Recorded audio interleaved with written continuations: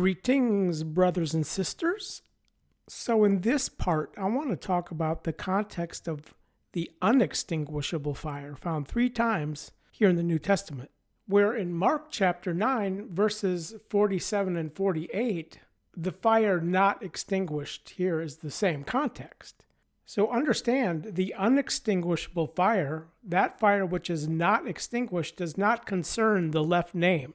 who come out into the morning of a new heavens and earth as sons of 100 years, where they will be deemed as well named, in the setting and restoring of right concerning their judgment, the judgment of the Gehenna. Where in Mark 9:43, the coming into the Gehenna is also into the unextinguishable fire,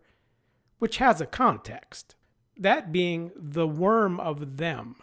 not the left named, but the angels, where their worm does not come to an end and the fire is not extinguished. Of course, the angels I'm referring to are those of Matthew 25:41,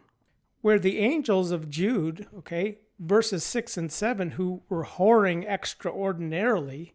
were doing so with human beings, women who were becoming impregnated and bearing offspring, of which the Ethiopic book of 1 Enoch details. So this is the context of their worm and the unextinguishable fire, which brings us back to Isaiah chapter 66 concerning the new heavens and earth, where verse 24 is what Mark 9:48 is quoting from, where let's back up to verse 22. Remember in part 2 we talked about the seed which was internally left down, concerning the left named, which is the same context of the seed here. So will stand your seed and your name, the well named, the left named. We'll also understand that the law that was given through Moses is the law of the fleshy inner aim, hence all flesh, where the right hand are according to the law of the spirit of the life in Christ. So the left named and the human generations in the new heavens and earth will be according to the law outlined in verse 23, where we see feasts of Newell, Sabbath celebrations, where will come all flesh, where the left will not law accordingly allot the regency, hence no flesh and blood, which they will be as sons of 100 years, then die. So the curse also involves the law, not the law of the spirit, but the law of the flesh. Hebrews 7:16, hence all flesh. And based on what we learned in part 3 concerning the Sabbath oath, the completion of Christ and his body into the new heavens and earth, shares the context of the Sabbath celebration here.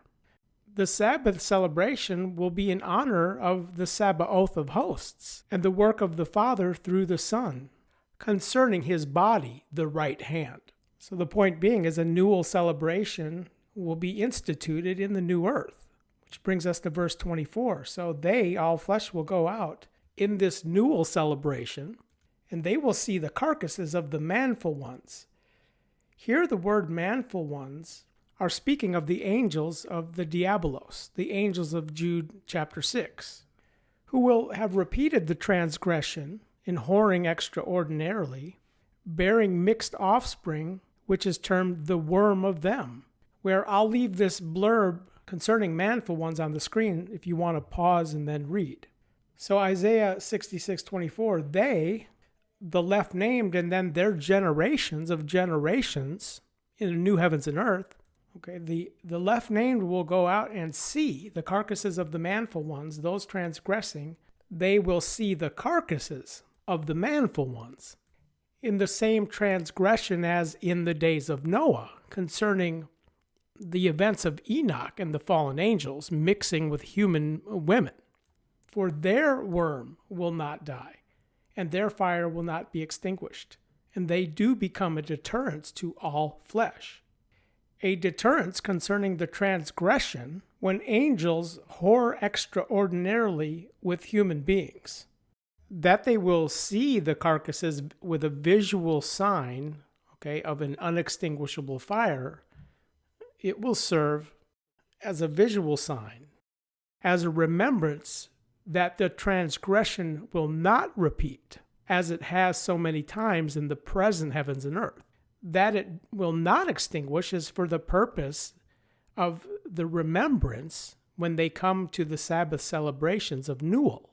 So the unextinguishable fire has the context of the worm of them, the angels, where the judgment of the Gehenna concerning the left named has a finishing, being the curse for those who do not come into the regency of the heavens, where part 5, I think, will be the last of this series, where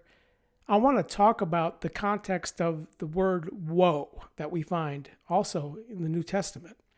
where in fact more evidence is seen concerning the spurious book of Revelation and how it's diversionary, based on our understanding of everything that I've talked about in this series.